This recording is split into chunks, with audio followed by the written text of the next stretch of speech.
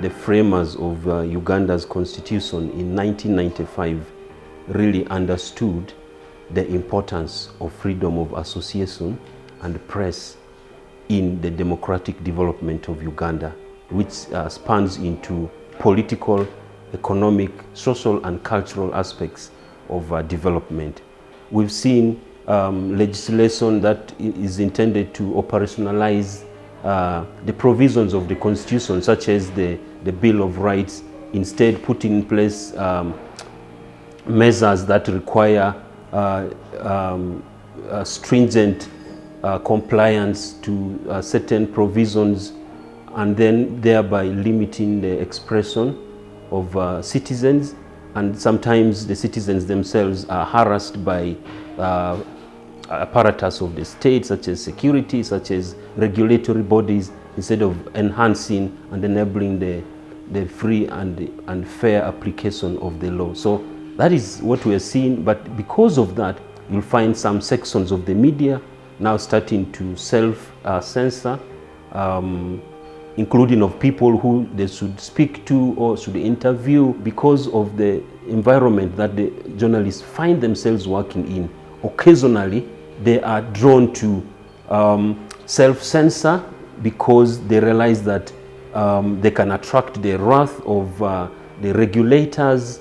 It means that that freedom that is that's guaranteed for every Ugandan along the way, through legislation, through enforcement of different acts and directives, is now being limited. So the space is really shrinking. So I will not say it is under attack per se, but people should freely associate politically so that they can decide who best is qualified to lead them and lead them in the development trajectory that they want.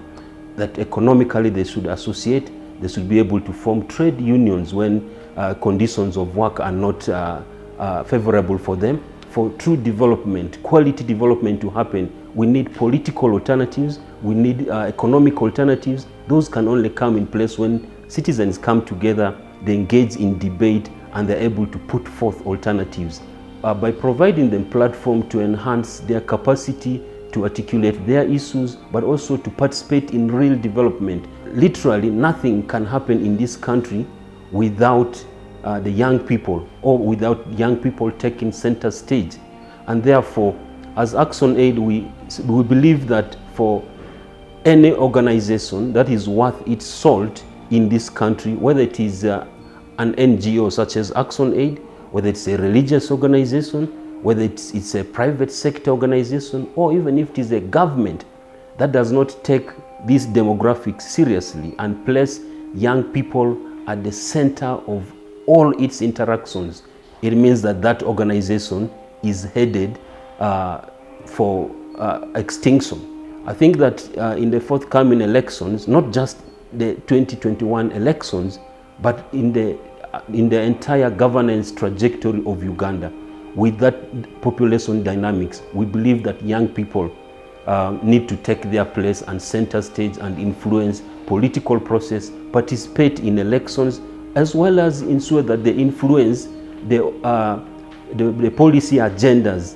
the manifestos, and different positions politically of other political actors, political parties, and different organizations that are supporting electoral processes, institutions of government. We believe that in the coming elections, it provides an opportunity for young people to advance their cause through the political processes that are at play.